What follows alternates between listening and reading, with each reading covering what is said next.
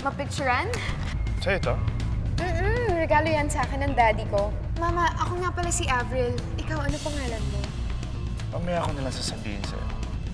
After ng picture, para may surprise. Sige. Tay, bakit naman kayo ganyan? Pati yung bata tuturuan nyo ng kasamaan. Anong kasamaan? Eh, hindi ba ganyang edad ka rin nung tinuruan kita? Hindi nyo siya palalakihin na katulad natin. Hindi nyo palalakihin ang batang ito katulad ng pagpapalaking ginawa nyo sa akin. Hindi na ako gagawa ng masama kahit kailan. So, Bridget, anong plano mo? Huwag mo sabihin pumapanig ka kay Lupin. Mas maganda kung mga bagong buhay na tayo. Total, may kanya-kanya naman na tayong ipon, diba? Bahala kayo. Sasama pa rin ako sa itay mo. Kung alam ko lang na magmamatigas si Lupin, hindi sana ako nakapagkasundo ko ng Mascardo. Sana hindi ko na lang pinapatay sa kanila si Angie. Nagwakas na ang paghahanap ng pulisya sa lider ng Mascardo Gang, ang utak sa pagpatay at pagnanakaw sa businessman na si Mr. Ernesto Hilani. Siya rin di umano ang utak sa pagpatay kay Angeli Villavicer, ang bride na ikakasal sana noong linggo. Manda sa akin yung lalaking yun. Nakita ko lang siya. Lagot siya sa akin.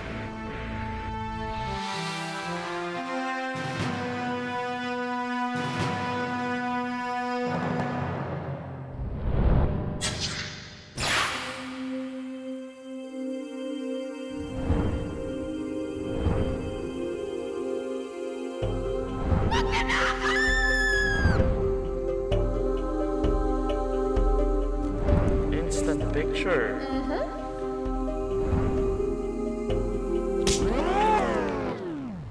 Aray, ba't mo ako sinampal? Kilala kita! Ikaw yung nagnakaw ng Polaroid camera ko! Anong pinagsasabi mo ngayon lang kita nakita? Nagkita tayo sa museum. Akala ko pa nga cute ka eh. Yun pala, kukunin mo ng camera ko. Inisip mo, nakita ko? Avril! Avril! Hoy! Bitawan niyo nga ako! Stop it. Dapat siya nga yung hinuhuli niyo eh! Magnanakaw yan! Siya yung kumuha ng camera ko! Ano ba? Nababaliw na yata itong babaeng to. Ngayon ko lang nakita yan. Sige na, dalhin nyo na yan. Ibalik mo sa Sige akin na! yung camera ko! Ibalik mo sa akin! Dalhin niyo sa... Bigay sa akin yan ng daddy ko! Dalhin nyo sa mental yan! Sige na. Paano pag nalaman ni Lupin ang totoo? Kaya nga hindi niya kailangan malaman.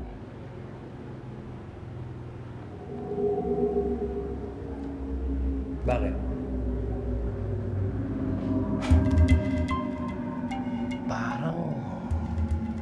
Parang may nakikinig yata sa atin.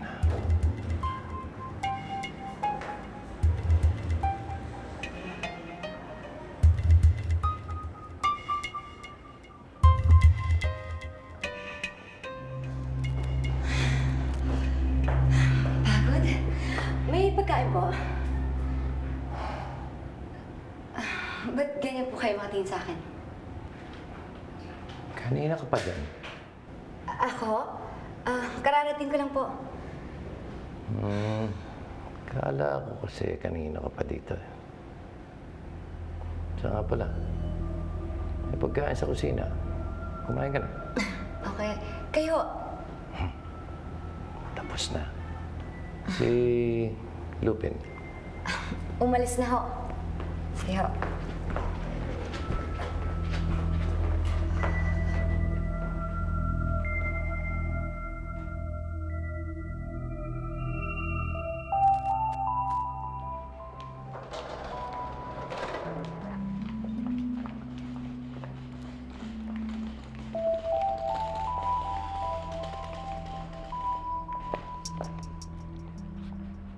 Kuya Lupin, totoo po ba yung sinasabi ng babaeng yun?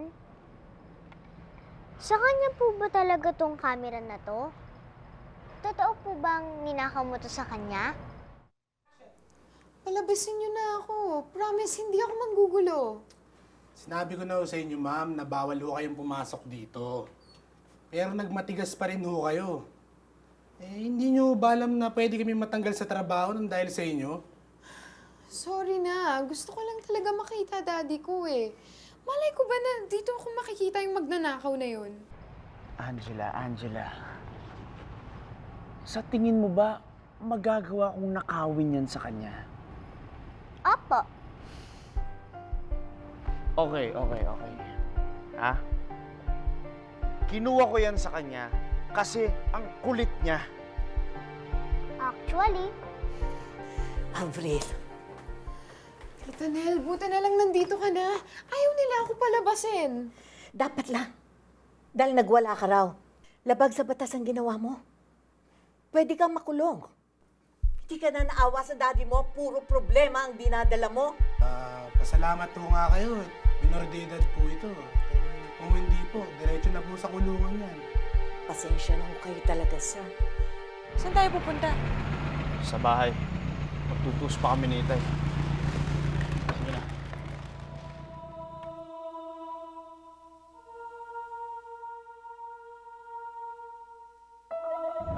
Alam ko lang na magmamatigas si Lupin. Sana, hindi ko na lang pinapatay sa kanila si Angelique.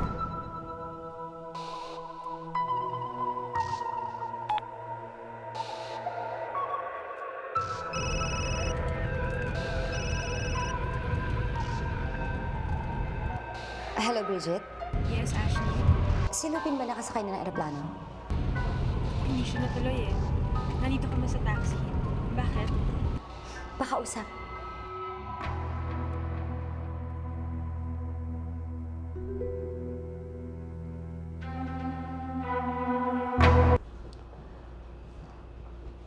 Talaga?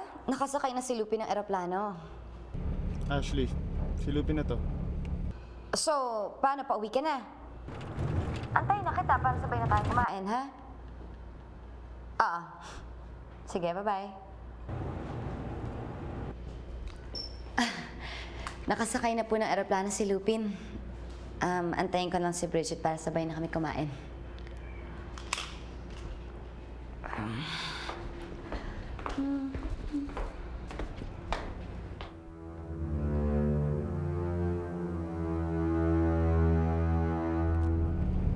Labo.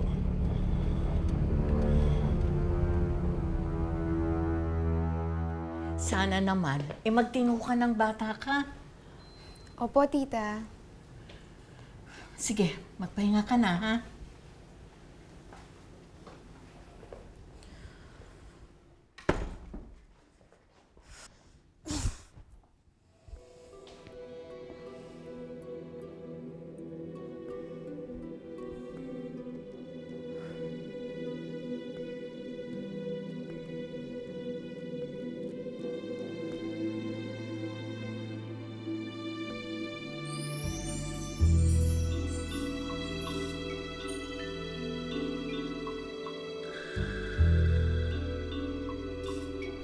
Daddy.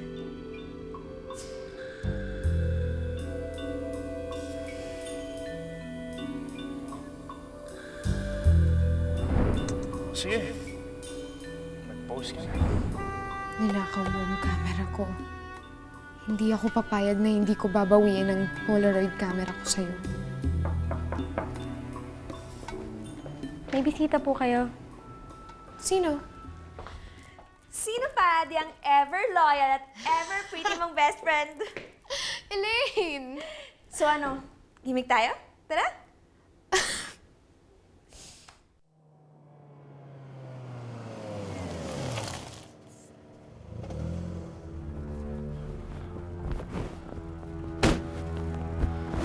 Tay! Tay!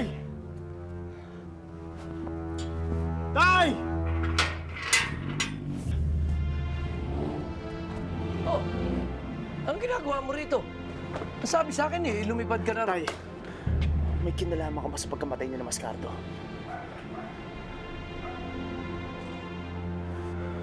Sagutin niyo ako, Tay. Kayo ba nagpapatay kay Mascardo? Hindi pwede. Pero Tita Nel, it's Saturday night. Ang baduy naman kung hindi ka magigimik. I said no. But why? We're young, sexy, and beautiful. Sayang naman kung hindi kami makikita ng mundo, tita. Hindi mo ba alam kung anong ginawa nitong alaga ko? Nagwala sa airport. No. Nakakahiya. Kung sino-sino ang tinawagan ko para wag lang siyang makulong. Kaya grounded siya for 1 week. Pero Tita Nel... Wag mo akong matitanel, Tita Nel, ha?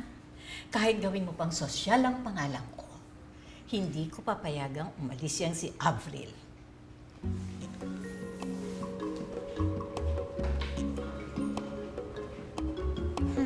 Ano bang ginawa mo sa airport? Ba't di mo kinikwento sa akin? Mamaya ko na ikukwento. Pag nasa bar na tayo. Well, hindi mangyayarin kasi desidido ng Tita Nel mo na buruhin kayo sa bahay niyo.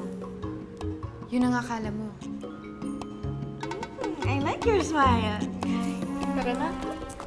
Oh! Ako ang nagpapatay kay Mascardo. Dahil galit na galit ako sa ginawa nila kay Angeli. Anak, ipinaghiganti lang kita. Pero bakit yung inagaw sa akin ng pagkakataon na ako mismo maghiganti sa kanya? Dahil ayokong madungisan pa ang mga kamay mo. Hindi ba tayo na ayaw mong pumatay? Pero tayo bang usapan to? Si Angela ang pinatay nila, kaya gusto ko sa akin sila magbabayad. Lupin, hindi na mahalaga yon. Wala na sila. Nakaganti na tayo. Matatahimik ka na ngayon.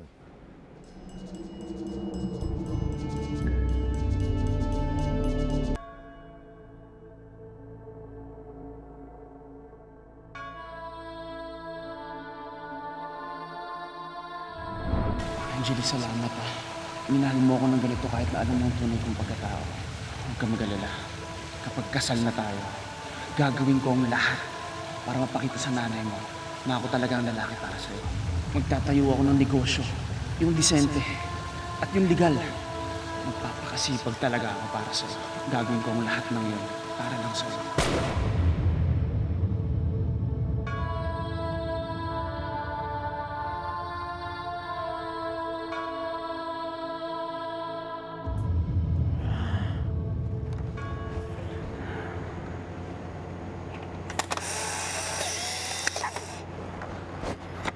Angela, ang ginagawa mo dito? Hindi ba dapat natutulog ka na? Malungkot ka kasi, kaya papasayahin kita.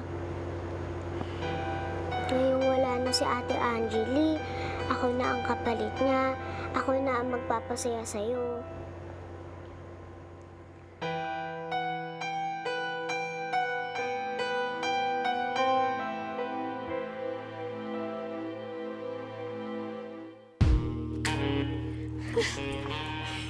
Oh my God, I can't believe we're doing this. Huwag ka nga maingay. Baka marinig tayo ni Tita Nelia. Okay, ano gagawin natin? Tatalon. Naka-high heels tayo eh. Eh, di tanggalin.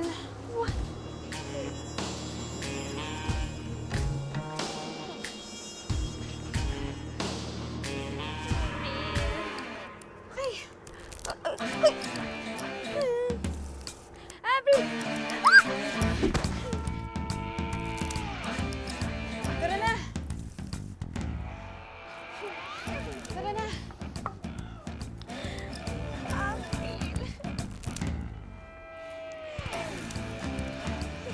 Hindi ko kaya eh.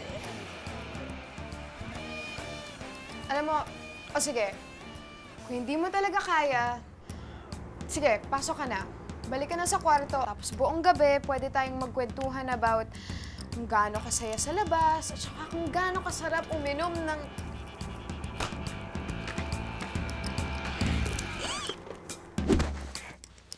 Let's go? That's what I thought. Teka lang, bakit sinusuot mo na yung sapatos mo? Alis na tayo. Aakyat pa tayo ng bakod mo. What?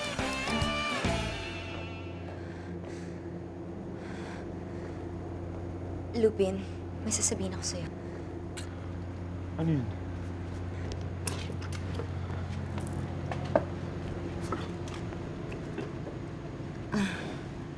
Ang tatay mo ang nagpapatay kay Angeli. Ano? Siya ang nagturo kina Mascardo kung saan ang kasal niyo. At ang usapan nila, si Angeli lang ang papatay nila.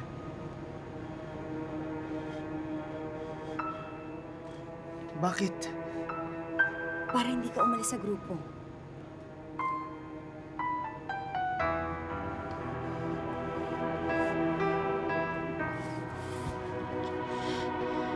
At kaya niya pinapatay si Mascardo para hindi mo malaman na siya ang nagkanulo sa inyo.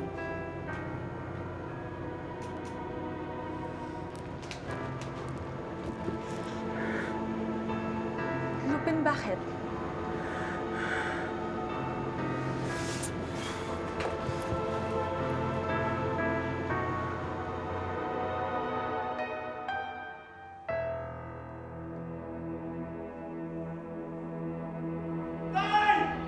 Bakit? Anong nangyari? Sinabi ko sa kanya ang totoo. Na si Cadore nagpapatay kay Angeli. Ano? Bakit mo sinabi? Bakit hindi? Papapatay ng tatay niya!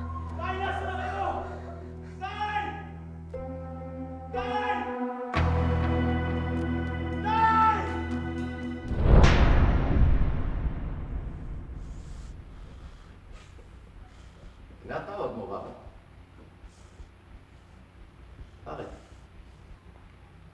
May gusto ka bang sabihin sa akin?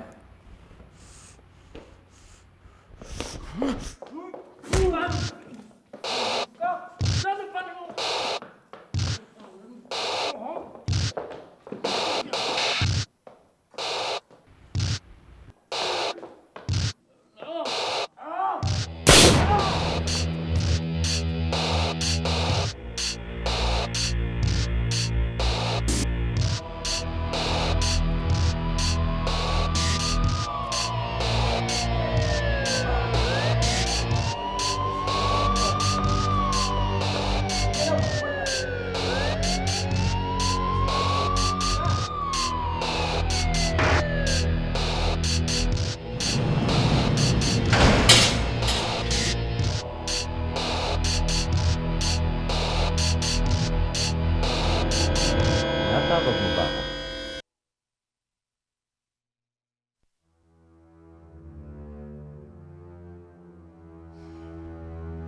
Bakit, Lupin? Bakit mo ako hinahanap?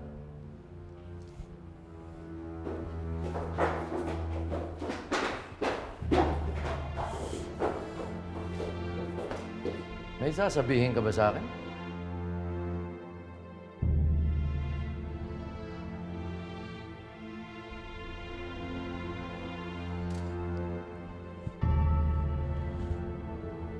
Kailan ho ang susunod nating misyon? Gusto ko pong paghandaan ang susunod nating misyon. Kailan tayo kikilos?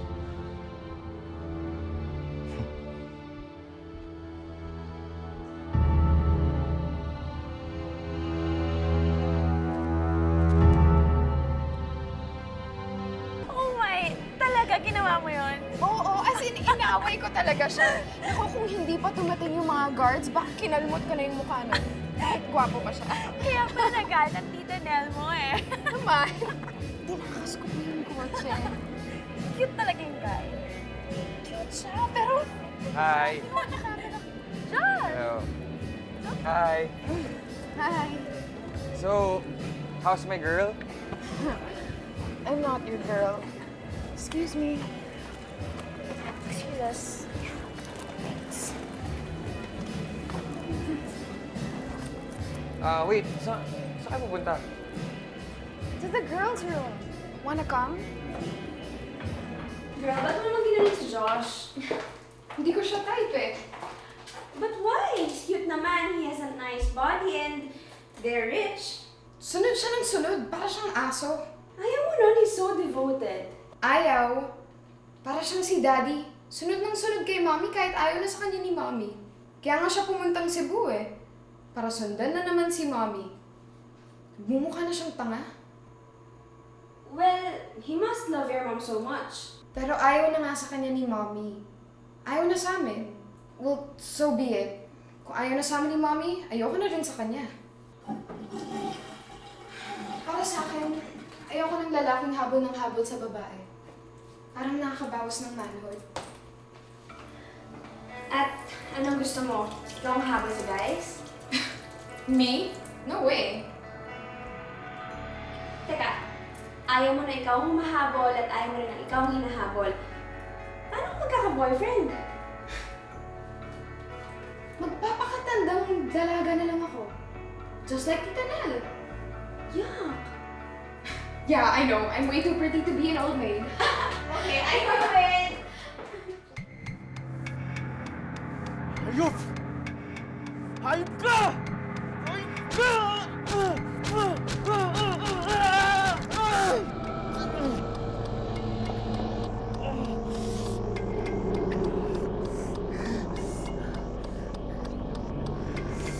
Lupin! Tama na!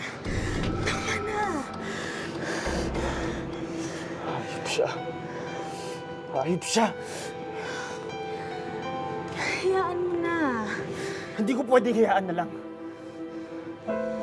Hindi ako pahig na matakasan niya ang kasalanan niya sa akin. Akala ko ba nakalimutan mo na yung galit mo kanina?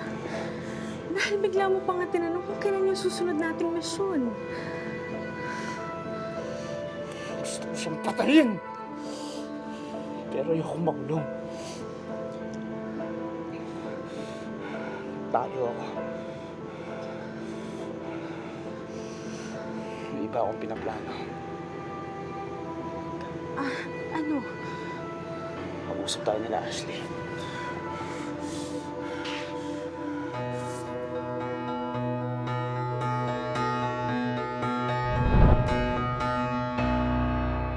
Listen up, people. Mr. Legarda, isang multimillionaire, napakaraming negosyo sa Pilipinas. Isa na rito ang Legarda Jewelries. Lahat ng mayaman dito sa Pilipinas, diyan bumibili ng alahas. Especially diamonds. Kanya ang tawag sa kanyang tindahan ay The Tiffany's of the Philippines. Dahil hinalaw yan sa Tiffany's of New York. Karamihan ng diamante, yung mga diamonds na yan, illegal na minimina sa Africa. Matagal na yung pinagbabawal yan. But, tuloy pa rin kasi nga, ang daming naghahanap ng diamanting yan. Maraming buhay ang nabuwis dahil dyan. That's why they call it blood diamond. Pero yung ligardang yan, walang pakundangang bumili ng diamante yan. Alam mo kung bakit? Nakukuha niya ng murang-mura. Lately, nabalitaan ko sa ating roper na makikipagkita siya sa isang Albert Monahan. Pag-aralan niyong mabuti yung mukha. Tandaan ninyo. He's an illegal diamond dealer at may offer siya kay Legarda. The sinister blue diamond. It's a thing of beauty. Ang ganda. Tingnan mo, Lupin, ang ganda. Si Legarda, tusong businessman. Kahit na ano gagawin yan, makuha lang niya kung ano ang gusto niya. Kung kinakailangan niyang pumatay, gagawin niya yan ang walang pakundangan. Hindi man nakukurap yung walang yan. At malaking feeling ko, lulukuhin niya yung si Monahan para makuha niya ang blue diamond. Finally, this is where they're going to meet. Diyan mangyayari ang transaksyon. Malamang diyan ipakikita ni Albert kay Legarda yung diamond at diyan na rin magkakabayaran. At pagkatapos doon, tiyak dyan na rin magkakadugasan. Wala! This is where we come in. Makikigulo din tayo dyan. Kukunin natin yung blue diamond, kukunin natin yung $2 million. Perfect. Ikaw, Lupin, magpapanggap kang cabin crew. Ikaw naman, Ashley, ay isang mayaman na bored sa buhay. And of course, you will try to seduce Albert Monahan. Ikaw, Bridget, ay isang waitress. Ikaw ang maglalagay ng pampatulog sa inumin ni Mr. Legarda at Albert Monahan pagkatapos nilang magkabayaran. Kapag nagkabayaran na si Mr. Legarda at Albert Monahan, kukunin niyo ang blue diamond at ang $2 million. Handa na ba kayo? Ready. Ikaw ang dapat tanungin. Handa ka na bang traidorin ang sarili mong ama? Pagkatapos ng araw na to, dahil sa ginawa niya kay Angeli, sa kulungan ang bagsak niya. Abangan bukas sa Lupin. If you want anything, just feel free to ask for me. Marimar. My name's Albert. And I'm excited about tonight. Kala niyo maiisahan niyo si Troy? Hindi!